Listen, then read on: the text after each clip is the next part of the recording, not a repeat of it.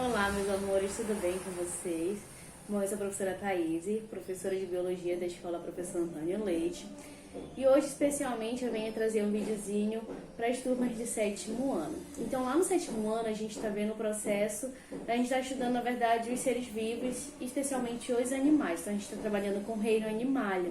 Só que antes, de certa forma, da gente entrar dentro de reinos, a gente viu o processo de taxonomia, né, que é a classificação de seres vivos. Então, a gente falou um pouquinho sobre as categorias taxonômicas.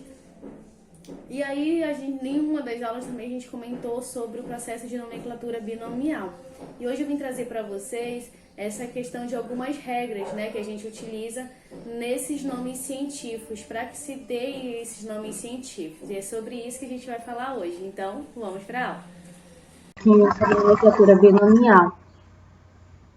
Então, é um assunto que a gente está utilizando durante as aulas, tá? Que já só se torna mais conhecida de vocês, porque a gente sempre está, né, relembrando, falando, até porque quando a gente trabalha com esse processo da taxonomia, né, de classificação, de identificação de algumas espécies, a gente sempre, né, se depara com a questão da nomenclatura binomial. E aí eu trouxe umas regrinhas hoje para vocês, para que a gente possa ir se adaptando, que a gente possa relembrando, e que a gente possa, né, na verdade, ir praticando isso, de identificar esses nomes científicos ao longo das nossas aulas.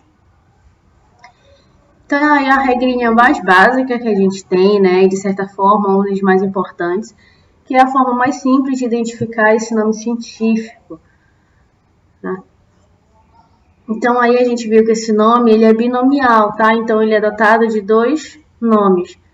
Em que o primeiro, ele é tido como epíteto genérico, que caracteriza o gênero, e o segundo nome, ele é o epíteto específico, tá? Que caracteriza a espécie.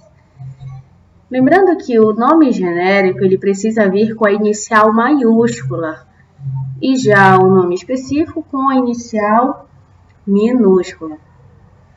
Também não deixando, né, esquecer que esses nomes, eles são escritos em latim, tá? Eles são latinizados, que é sobre aquela forma que a gente já conversou, tá? De latim ser essa língua morta, de não ter essa questão de variação, de mudanças.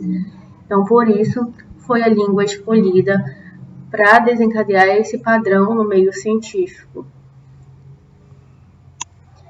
Então, aqui a gente tem dois exemplos, que é o Canis familiaris, tá? O cão, e o Homo sapiens, que foi uma das espécies que a gente realmente trabalhou em sala nesse processo da classificação, tá? E que é a espécie conhecida, né, como nós, como os humanos. Não deixando de esquecer que esses nomes, eles sempre precisam vir em destaque, tá? Tanto no texto, então toda vez que eu vou escrever esses nomes, eu tenho que lembrar de dar esse destaque para ele, que geralmente acontece quando eu coloco o itálico, tá? Então o itálico é realmente mais comum, que esse é o padrão de letra já um pouco mais deitadinha. E também pode ocorrer de vir em negrito, tá? Isso quando o texto é digitalizado. Agora, quando esse texto é manuscrito, quando eu vou precisar escrever à mão, ele precisa vir sublinhado, tá? É a forma que eu posso identificá-lo, ou seja, passar o tracinho embaixo. Isso já me permite destacar, né, e identificar esse nome científico. E aqui eu trouxe outras regrinhas a mais que vocês podem já, né, tá começando a identificá-las ao longo dos trabalhos, ao longo das nossas aulas também, tá? Para que a gente possa ir praticando mesmo. Então, aqui a primeira, ela se refere nessa questão de poder abreviar esse nome. Então, quando eu estou escrevendo, por exemplo, um texto e ele precisa retomar algumas vezes a questão do nome genérico, do nome específico, eu posso abreviar o gênero, tá? Mas sempre lembrando que da primeira vez em que ele aparecer, ele precisa vir com o nome completo, né? Que a gente fala que é a questão do nome completo, e depois, assim por diante, eu posso começar a abreviá-lo. Nessa outra regra, a gente fala sobre as abreviaturas, né? Sobre as siglazinhas SP e SPP. Isso refere-se a essa questão de quando eu me refiro, então vocês já devem ter visto isso em algum momento, que é essa questão da quando, então, isso eu utilizo quando eu não tenho uma identificação precisa de uma espécie, ou quando não se torna totalmente necessário eu identificar a espécie a qual eu estou me referindo, tá? Já parte mais para a questão do gênero em si. Então, SP eu utilizo quando eu me refiro a uma espécie, e SPP que seria o plural, ou seja, a várias espécies. Então, aqui eu tenho o exemplo Canis sp, que significa uma espécie do gênero Canis. Então, dentro desse gênero, eu tenho, por exemplo, o Canis lupus, que seria o lobo, e o Canis familiaris, que é o cão. Então, vou me referir a uma característica do gênero em si. Tá? Então, eu não preciso identificar qual seria, na verdade, a espécie. Ou, por exemplo, eu estou trabalhando com espécies, mas eu não consegui totalmente identificar essa espécie. Mas eu sei que ela pertence a esse gênero, e aí eu posso colocar dessa forma. Aqui também os outros exemplos, e aqui, né, o SPP, que é quando eu estou me referindo a várias espécies de um mesmo gênero, tá? Então, aqui eu tenho Mammillaria e SPP, que são as plantas suculentas, tá? Nessa outra, né, nessas outras duas que vocês verão agora, a gente fala sobre essa característica de alguns nomes serem trinomiais. Tá? Então, se vocês notarem, aqui a gente tem 3 nomes, que é o que vai caracterizar o nome científico dessa espécie. Aí vocês perguntam, mas não seria binomial?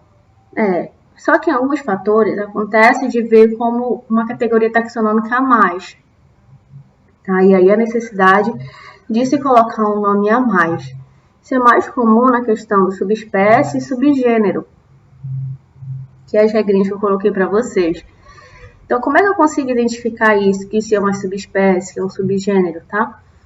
Eu tenho, então, esse nome científico, né, esse nome binomial, e quando aparece o terceiro nome, e esse vem com a letra minúscula, ele vem com a letra minúscula e se refere à questão de ser uma subespécie. Tá? Então, até aqui eu tenho espécie, e aqui eu tenho uma subespécie. Que é quando essa espécie ela apresenta um padrão de coloração diferente, alguma característica, né, singular dentro dessa classificação. A mesma coisa pode ocorrer com a questão do gênero. Tá? Então, aqui, só que o gênero, no nome científico, ele recebe uma característica a mais, ele recebe, na verdade, um destaque a mais. Tá? Então, geralmente, ele vem entre parênteses e com a letra maiúscula, né? Então, já que o gênero se refere à letra maiúscula, eu tenho a letra maiúscula também no subgênero. Lá na espécie, como eu tenho a questão da identificação do epíteto específico com a inicial minúscula, o subespécie também vem com a inicial minúscula.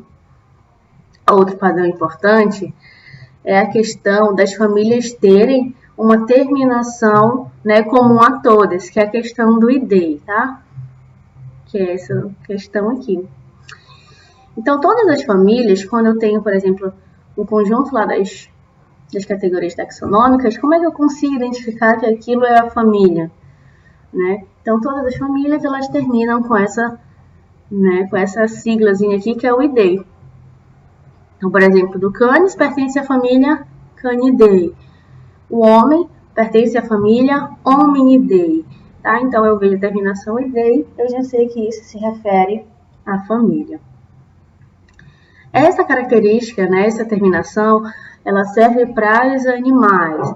Para os vegetais, quando a gente for ver já nessa questão de vegetais, eu não consigo identificar a família através dessa terminação. A terminação para as famílias dos vegetais é a questão do ácia, tá? Então, quando vocês forem olhar aí mais essa questão da botânica, trabalhar mais com as plantas, vocês vão ver muito essa terminação, ácia.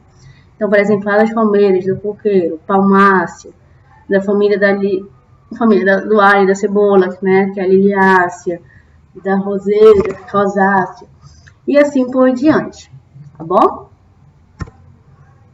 Então, meus amores, tem outras regras, tá? Mas aí eu trouxe essas que é pra gente realmente ir se adaptando, a gente possa realmente observar quando a gente está trabalhando nas aulas de biologia, tá? Isso é questão dos nomes científicos. Então é isso, até os próximos vídeos.